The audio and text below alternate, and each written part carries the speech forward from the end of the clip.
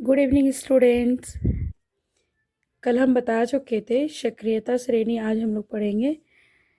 ये जो पॉइंट है कल मैंने बता चुका है कि किस तरह से जो है कम अभिक्रियाशील धातु को अधिक अभिक्रियाशील विस्थापित करती है, वो हम बता चुके हैं। आज हम लोग पढ़ेंगे सक्रियता श्रेणी। ये सक्रियता श्रेणी क्या है इसके बारे में जानेंगे। लिखा है सक्रियता श्रेणी वह सूची है जिसमें धातुओं की क्रियाशीलता को अवरोही क्रम में व्यवस्थित किया जाता है। यानी कि सबसे ज़्यादा अभिक्रियाशील धातु को आगे रखेंगे और बढ़ते हुए क्रम, अवरोही का मतलब आप लोग को पता होगा कि बढ़ते हुए क्रम में हमको व्यवस्थित करना है, सजाना है। इसी को सक्रियता श्रेणी कहते हैं। विस्थापन के प्रयोगों के बाद क्रियाकलाप 1.9 3.12 निम्नलिखित श्रेणी सारणी को विकसित किया गया जिसे सक्रियता श्रेणी कहते हैं। देखिए लिखा हुआ, जैसे कि सबसे पहले आपको पता है कि पोटेशियम और सोडियम सबसे ज़्यादा अभिक्रियाशील धातु है कि आप उसे खुले हवा में भी रखते हैं, ठंडे पानी में भी रखते हैं तो आग पकड़ लेती है। देखिए पोटेशियम है, सोडियम है, फिर कैल्शियम है, मैग्नीशियम है, aluminium, zinc, iron, lead, hydrogen है, कॉपर, मरकरी, सिल्वर, गोल्ड। सबसे कम, ठीक है, सबसे कम अभिक्रियाशील गोल्ड और सिल्वर। घटती अभिक्रियाशीलता जैसे इधर आएगा घटता जाएगा, ठीक है। जिंक हो गया, आयरन हो गया यानी कि लोहा, लेड, हाइड्रोजन, कॉपर, तांबा जो कहते हैं आप लोग, ठीक है। सबसे अधिक अभिक्रियाशील पोटेशियम, सोडियम, कैल्शियम, मैग्नीशियम एवं एल्युमिनियम, ये जो है सबसे ज़्यादा है, ठीक है। तो यदि आपको पूछा जाए कि सबसे ज़्यादा अभिक्रियाशील धातु का नाम बताएं तो सबसे पहले आप पोटेशियम सोडियम बोलेंगे, ठीक है। कौन सी ऐसी धातु है जो खुले हवा में रखने पर आग लग जाती है, तो आप बोलेंगे सोडियम पोटेशियम, ठीक है। इसलिए जो है आपको पता होना चाहिए कि हमारे जो घर में बर्तन भी यूज़ करते हैं वो एल्युमिनियम है, तो ऊपर एक लेयर चढ़ जाती है जो कि बर्तन जो है उसकी चमक ख़त्म हो जाती है, फिर आप उसको धोते हैं तो वो फिर ठीक हो जाती है, क्योंकि वो धीरे धीरे हाइड्रोजन के साथ ऑक्सीजन के साथ अभिक्रिया करती है और वो एक परत तैयार करती है जिससे वो संक्षारित होने लगती है, ठीक है। देखिए क्वेश्चन में दिया हुआ है सोडियम को केरोसिन में डुबोकर क्यों रखा जाता है, क्योंकि ये ठंडे जल के साथ भी अभिक्रिया करती है, ऑक्सीजन के साथ भी अभिक्रिया करती है, ठीक है। तो इसलिए इसे जो है केरोसिन में डुबोकर रखा जाता है। इन अभिक्रियाओं के लिए समीकरण लिखिए। भाप के साथ आयरन ने अभिक्रिया किया तो क्या होगा, ठीक है। जल के साथ कैल्शियम तथा पोटेशियम की अभिक्रिया लिखनी है। ए बी सी एवं डी चार धातुओं के नमूने लेकर एक एक करके निम्नलिखित विलयन में डाला गया, यानी कि एक विलयन दिया गया है और उसके बाद क्या क्या होती है इस विलयन में डालने के बाद इस नमूने को, इसके बारे में आपको लिखना है। तो ये सारे क्वेश्चन आंसर है जो मैंने पहले भी करा चुका है, ठीक है। और एक बार आप इसको पढ़ के प्रैक्टिस कीजिए खुद से बनाने का, ठीक है। तभी आपको समझ में आएगा कि आपको कितना आपका लेसन समझ में आ रहा है, कितना मेरी पढ़ाई समझ में आ रही। जब तक आप इसको प्रैक्टिस नहीं करेंगे तब तक कुछ समझ में नहीं आ सकता। अगला पॉइंट है धातुएं एवं अधातुएं कैसे अभिक्रिया करती है, ठीक है। धातु एवं अधातु किस प्रकार से अभिक्रिया करती है, लिखा है ऊपर के क्रियाकलापों में आपने कई अभिकर्मकों के साथ धातुओं की अभिक्रियाएं देखी। बिल्कुल हम लोगों ने बहुत सारी अभिक्रियाएं देखी है, ठीक है, धातु और अधातु के साथ। देखिए धातुएं इस प्रकार की अभिक्रिया क्यों प्रदर्शित करती हैं। नवीं कक्षा में अध्ययन किए गए तत्वों के इलेक्ट्रॉनिक विन्यास को स्मरण कीजिए। हमने जाना कि संयोजकता कोष पूर्ण करने के कारण उत्कृष्ट गैसों की रासायनिक अभिक्रियाएं बहुत कम होती हैं।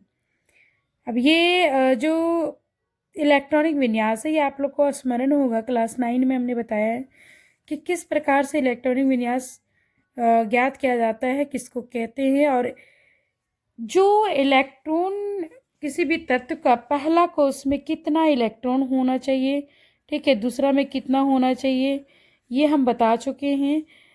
के एल एम एन भी बता चुके हैं, ठीक है। पहला को के कहते हैं, दूसरा को एल कहते हैं, तीसरा को कोष को एम कहते हैं, चौथा कोष को एन कहते हैं। के में कितना होना चाहिए, 2 इलेक्ट्रॉन, एल में 8 इलेक्ट्रॉन, ठीक है, एम में भी 8 इलेक्ट्रॉन। तो इसको कहते हैं इलेक्ट्रॉनिक विन्यास, यानी कि संयोजकता कोष पूर्ण करने के लिए ये होना जरूरी है, ठीक है। लिखा है कि उत्कृष्ट गैसों में कुछ धातुओं तथा अधातुओं के इलेक्ट्रॉनिक विन्यास पर ध्यान दीजिए। सारणी 3.3 में हम देख सकते हैं कि सोडियम परमाणु के बाह्यतम कोष में केवल 1 इलेक्ट्रॉन है। यदि हम अपने एम कोष से 1 इलेक्ट्रॉन को त्याग देते हैं तब एल कोष इसका बाह्यतम कोष बन जाता है। इसमें अस्थायी अष्टक उपस्थित है। अब आपको पता होना चाहिए कि सोडियम का परमाणु संख्या कितनी होती है, 11, ठीक है। इसको हम KLMN में डिवाइड करेंगे तो पहले हम 2 लिखेंगे, फिर 8 लिखेंगे, तो 2 हो गया और 8 10 हो गया, बच गया 1, ठीक है। एम कोष में जो है हमारा 1 इलेक्ट्रॉन बच जाता है। तो हम जो ये सोडियम का पहला कक्ष पूरा हुआ, दूसरा कक्ष भी पूरा हो गया हमारा,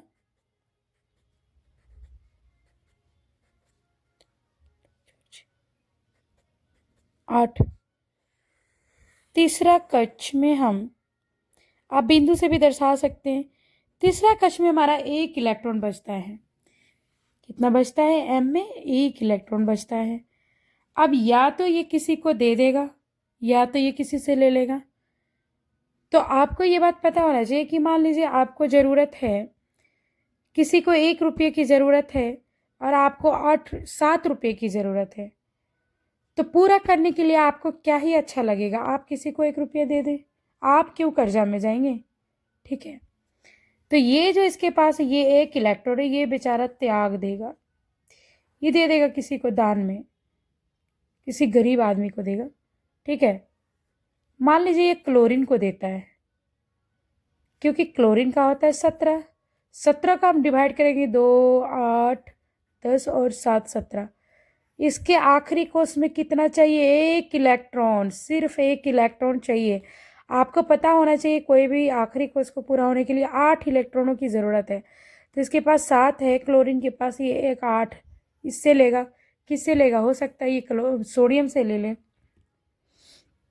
अब ये सोडियम से दोस्ती, ये बेचारा गरीब है, इसके पास 7 लेकिन इसको 1 चाहिए, एक ही से ये गरीब हो जा रहा है। तो ये इस अमीर आदमी से लेगा, सोडियम से। अब सोडियम इसको दे देगा तो सोडियम हमेशा प्लस में रहेगा, और क्लोरीन जो है हमेशा कर्जा लिया हुआ किसी से, तो ये हमेशा माइनस में रहेगा। क्योंकि ये धनी आदमी है तो ये धनात्मक हो जाएगा, सोडियम क्या हो जाएगा, हाँ। तो इसके पास सोडियम जो है ये प्लस है, हमेशा प्लस रहता है, क्योंकि ये धनात्मक है। धनात्मक का मतलब होता है प्लस चिन्ह, ऋणात्मक का मतलब होता है माइनस, क्योंकि ये हमेशा कर्जा में है। ये एक लिया है किसी से, इसलिए ये एक किसी को त्यागा है, इसलिए ये अमीर आदमी है। तो ये आपको पता होना चाहिए इलेक्ट्रॉनिक विन्यास किसे कहते हैं, मैंने बता चुका है पहले भी। हाँ, तो वही लिखा हुआ कि एम कोष से 1 इलेक्ट्रॉन को त्याग देता तब एल कोष इसका बाह्यतम कोष बन जाता है। ये जो है ये एक त्याग देगा, ठीक है, यानी कि किसी को दे देगा, ये एक त्याग देगा सोडियम, तो इसका के एल और एम, ये एम को त्याग दिया तो इसका जो बाह्यतम कोष है वो एल बनेगा।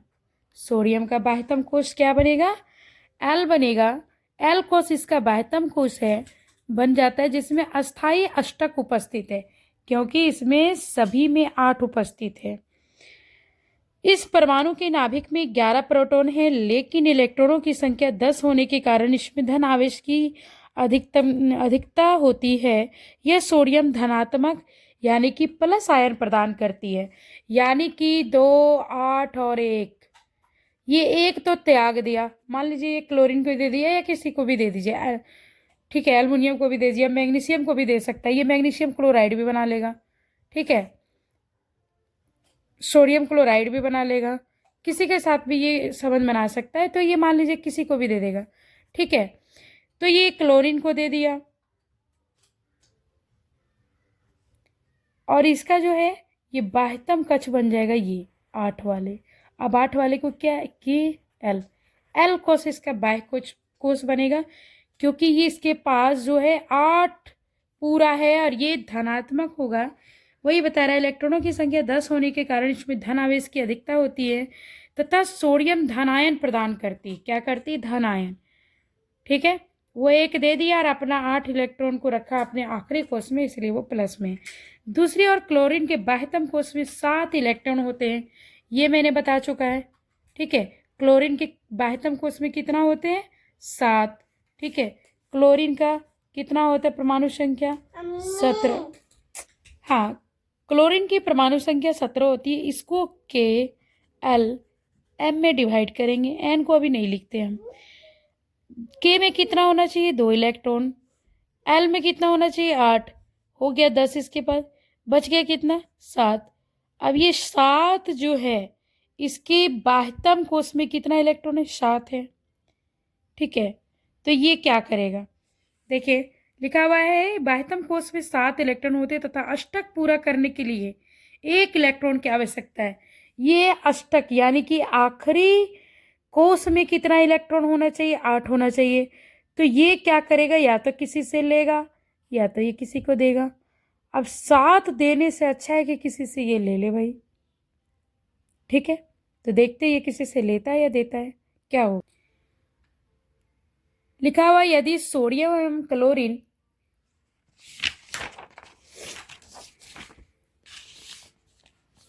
अभिक्रिया करे तो सोडियम द्वारा त्यागा गया 1 इलेक्ट्रॉन क्लोरीन ग्रहण कर लेता है।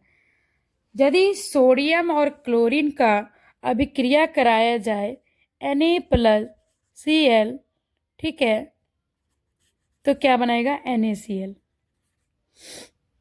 ठीक है, ये सोडियम क्लोराइड बना लिया। अब ये सोडियम क्लोराइड बनाया क्योंकि ये बनाया नमक। देखिए लिखा हुआ है कि ये एक त्यागा हुआ जो इलेक्ट्रॉन है ये ग्रहण कर लेता है। सोडियम के आखिरी कोष में जो 1 इलेक्ट्रॉन बचा हुआ है वो Cl ग्रहण कर लेगा, तो इसका 8 पूरा हो जाएगा। ठीक है, लेकिन क्लोरीन हमेशा क्या रहेगा? माइनस में रहेगा। वही यहाँ पे लिखा हुआ है कि 1 इलेक्ट्रॉन ग्रहण करके क्लोरीन परमाणु इकाई ऋण आवेश प्राप्त करता है। क्या प्राप्त करता है? ऋण आवेश, क्योंकि इसके नाभिक में 17 प्रोटॉन होते तथा इसके कैलम कोषों में 18 इलेक्ट्रॉन होते। इससे क्लोराइड ऋणायन क्लोरीन प्राप्त होता है। इसलिए दोनों तत्वों के बीच निम्नलिखित प्रकार से आदान प्रदान का संबंध चित्र स्थापित किया गया है। ये है सारे तत्वों का जो प्रकार है, उत्कृष्ट गैस, धात्वीय और अधात्वीय। इसे याद कर लेनी है आप लोग को। और परमाणु संख्या कितनी होती है किसकी, ये भी याद करनी है आपको। लिखा हुआ विपरीत आवेश होने के कारण सोडियम तथा क्लोराइड आयरन परस्पर आकर्षित होते तथा मजबूत स्थित वैद्युत बल में बंधकर सोडियम क्लोराइड के रूप में उपस्थित रहते हैं। ध्यान देने योग्य बात है कि सोडियम क्लोराइड अणु के रूप में नहीं पाया जाता, बल्कि यह विपरीत आयनों का समुच्चय होता है। यानी कि ये पता होना चाहिए कि ये दोनों जो है संबंध बना के एक नया चीज़ का निर्माण करता है।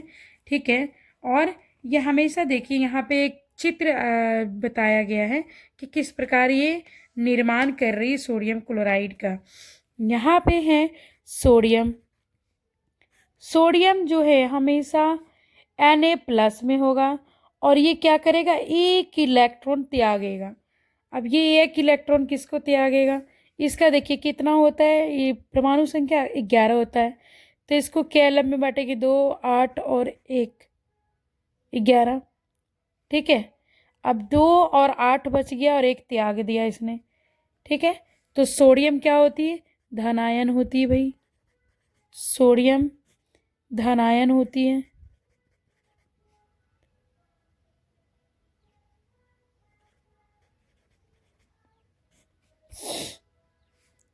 ठीक है, और अब देखिए ये क्या करेगा, किस प्रकार से क्लोरीन से ये बनाएगा संबंध।